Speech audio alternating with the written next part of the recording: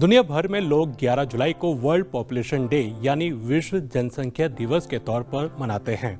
इसे मनाने के पीछे मकसद है जनसंख्या से जुड़ी जरूरतों और परेशानियों को उजागर करना, ताकि आगे आने वाली पीढ़ी के लिए इस दुनिया को बेहतर बनाया जा सके। संयुक्त राष्ट्र ने विश्व जनसंख्या दिवस की शुरुआत साल 1989 में की थी। पिछले एक साल में दुनिया ने जनसंख्या से जुड़े दो मामले महत्वपूर्ण मील के पत्थर के तौर पर देखे। पहला नवंबर 2022 में, जिसमें विश्व की जनसंख्या 8 अरब तक पहुंच गई, और दूसरा पिछले साल संयुक्त राष्ट्र के आंकड़ों के मुताबिक भारत चीन को पीछे छोड़कर दुनिया का सबसे ज्यादा आबादी वाला देश बन गया। लेकिन जहां भारत चीन जैसे देशों में आबादी बढ़ रही है, वहीं साउथ कोरिया और जापान जैसे देश अपनी घटती आबादी की समस्या से जूझ रहे हैं। आंकड़ों की माने तो साल 2021 से साउथ कोरिया की जनसंख्या में लगातार गिरावट देखने को मिली। इसका अंदाजा इसी से लगाया जा सकता है कि साउथ कोरिया ने आबादी में गिरावट का अपना ही रिकॉर्ड तोड़ डाला है। आइए जानते हैं कि पिछले 70 वर्षों में दुनिया की आबादी 3 गुना कैसे हो गई। साल 1955 में पृथ्वी पर 2.8 अरब लोग थे। फिलहाल यह भारत और चीन की कुल आबादी है। संयुक्त राष्ट्र जनसंख्या डिवीजन के अनुमानों के मुताबिक साल 2050 तक दुनिया की आबादी लगभग 9.7 अरब तक पहुंच जाएगी। इतना ही नहीं, भारत और चीन के बाद नाइजीरिया दुनिया का तीसरा सबसे ज्यादा आबादी वाला देश बन जाएगा, जिसके बाद America, Pakistan, Indonesia, Brazil, Congo, Ethiopia और बांग्लादेश का नंबर होगा। लेकिन इसका पता कैसे चले कि किसी देश की जनसंख्या बढ़ रही है या घट रही है?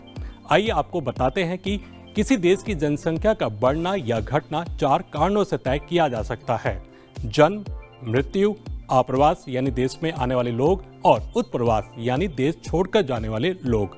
इसे आसान शब्दों में ऐसे समझा जा सकता है, अगर देश में रहने और पैदा होने वाले लोगों की संख्या ज्यादा है तो आबादी बढ़ेगी, और वहीं अगर देश छोड़कर जाने वाले और मरने वालों की संख्या ज्यादा है तो देश की जनसंख्या घटेगी। साल 2022 में दुनिया भर में करीब 13.4 करोड़ बच्चे पैदा हुए। हर दिन औसतन 3.67 लाख नवजात शिशुओं का जन्म हुआ। हालांकि इन आंकड़ों में 19-20 का फर्क भी हो सकता है, लेकिन यह तो साफ है कि साल 2001 के बाद से नवजात शिशुओं की संख्या में धड़ल्ले से गिरावट देखने को मिली है। दुनिया भर में मरने वालों की संख्या में भी धीरे धीरे बढ़त दर्ज हुई है। कोविड महामारी के दौरान मौतों में तेजी से उछाल देखने को मिला।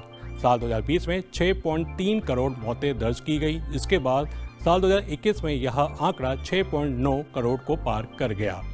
तो कुल मिलाकर जनसंख्या अपने बुनियादी घटकों की वजह से बढ़ती या घटती है: प्राकृतिक परिवर्तन और प्रवास। इन घटकों के बीच बैलेंस बनाना बेहद जरूरी है। यह संतुलन वक्त के साथ बदलाव की अपनी अनूठी कहानी बयान करता है। ये आंकड़े हमारी समझ बढ़ाते हैं कि हम कहाँ थे और भविष्य में हम कहाँ जा रहे हैं।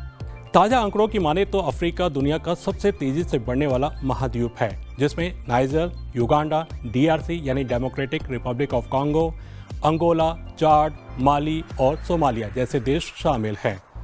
इनमें से हर एक देश की वृद्धि दर हर साल 3% से ज्यादा है। दूसरी ओर दुनिया की सबसे तेजी से घटती आबादी का ज्यादातर हिस्सा यूरोप और पूर्वी एशिया में मौजूद है। जिन देशों में जन्म दर कम हो रही है, वहां की सरकारें नई माताओं को वित्तीय प्रोत्साहन और मदद देने के लिए कई नई पहल कर रही है। हम लोग आमतौर पर यही सोचते हैं कि आबादी बढ़ने और घटने से हमें क्या फर्क पड़ेगा, लेकिन सच बात तो यह है कि इसका असर सीधा हम पर ही होगा। घटती और बूढ़ी होती आबादी लेबर मार्केट और पूरी अर्थव्यवस्था के लिए कई बड़ी चुनौतियां पेश करती हैं। कामकाजी उम्र के लोगों की संख्या में कमी के साथ साथ बढ़ती उम्रदराज आबादी को संभालने के लिए सामाजिक सेवाओं और स्वास्थ्य सेवा प्रणालियों में सुधार करना बेहद जरूरी हो जाएगा। खुद ही सोचिए, हम सभी बूढ़े हो जाएंगे तो देश आगे कैसे बढ़ेगा। इतिहास में पहली बार ऐसा हुआ है कि वैश्विक औसत आयु अब 30 साल से ज्यादा हो गई है। सन 1800 के बाद से दुनिया की जनसंख्या में 8 गुना बढ़ोतरी हुई है। इस बढ़त का श्रेय काफी हद तक आधुनिक चिकित्सा के विकास और कृषि के औद्योगिकीकरण को दिया जा सकता है, जिसने खाने की आपूर्ति को बढ़ावा दिया। हालांकि वैश्विक जनसंख्या लगातार नई ऊंचाइयों पर पहुंच रही है, लेकिन एक्सपर्ट्स का कहना है कि वार्षिक वृद्धि दर लगातार घटकर 1% से नीचे आ गई है।